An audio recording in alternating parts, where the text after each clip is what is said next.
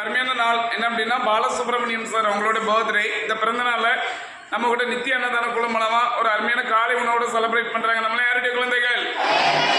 கடவுளுடைய குழந்தைகள். ஏழைக்கு இறங்குகிறோம் என்ன பண்றாங்க? கடவுளுக்கு.